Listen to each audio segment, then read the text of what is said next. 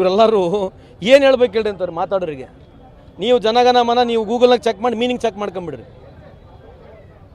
ಜನಗಣಮನ ಅಧಿನಾಯಕ ಜಯ ಭಾರತ ಭಾಗ್ಯ ವಿಧಾತ ಏನು ಅರ್ಥ ಇದು? ಪಂಜಾಬ್ ಸಿಂಧ್ ಗುಜರಾತ್ ಮರಾಠ ಏನಿದು? ನನಗೇನು ಅರ್ಥ ಆಗ್ತಿಲ್ಲ. ಇದು ಹೆಂಗೆ ಬ್ರಿಟಿಷರು ಬರ್ತಾರೆ ನನಗಿದ್ರೆ ಗೊತ್ತಿಲ್ಲ. ಇವ್ರು ಯಾಕೆ ಹಿಂಗೆ ಹೇಳ್ತಾರೆ ನನಗೆ ಅರ್ಥ ಆಗಲ್ಲ. ಇಷ್ಟು ವರ್ಷ ಇವ್ರು ಯಾಕೆ ಆಡಿದ್ರಂತ ಹಾಡು?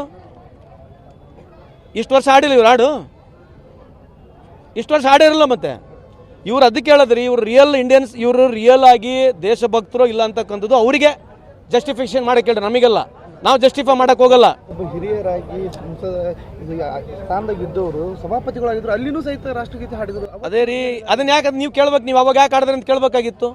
ಮೊದಲಿಂದ ಯಾಕೆ ಆಡ್ಕೊಂಡು ಬಂದ್ರಿ? ಈಗೇನಂದರೆ ಮೀಡಿಯಾನಾಗ ಮಾತಾಡಿದ್ರೆ ಮೈಲೇಜ್ ಸಿಗುತ್ತೆ, ಈ ಥರ ಮಾಡಿದ್ರೆ ಮೈಲೇಜು ಪಾಪ್ಯುಲರ್ ಆಗ್ತಾರೆ. ಇಷ್ಟು ವರ್ಷ ಯಾಕೆ ಆಡಿದ್ರೆ ಅಂತ ಅದೇ ಕೇಳೋದು. ಇಷ್ಟು ವರ್ಷ ನಿಮಗೆ ಅದು ಅರಿವಿದ್ದಿದ್ರೆ ಯಾಕೆ ಆಡಬೇಕಾಗಿತ್ತು? ಬೈಕಾಟ್ ಮಾಡಬೇಕಾಗಿತ್ತು. ಈಗ ಹಿಂಗೆ ಹೇಳಿದ್ರೆ ಪಾಪ್ಯುಲಾರಿಟಿ ಆಗುತ್ತೆ, ಚಾಟ್ನಲ್ಲಿ ಹೋಗ್ತೀವಿ. ಹಿಂಗೆ ಮಾತಾಡಿದ್ರೆ ಹಿಂದುತ್ವ ಐಡಿಯಾಲಜಿಗೆ RSSನವ್ರಿಗೆ ನಾವು ಭಾಳ ಹತ್ರ ಆಗ್ಬಿಡ್ತೀವಿ, ಅವ್ರು ನಮ್ಗೆ ಇಂಪ್ರೆಸ್ ಆಗ್ತಾರೆ ಅನ್ನೋದಕ್ಕೆ ಮಾಡ್ತಾರೆ ಅಷ್ಟೇ ಇವರೆಲ್ಲ.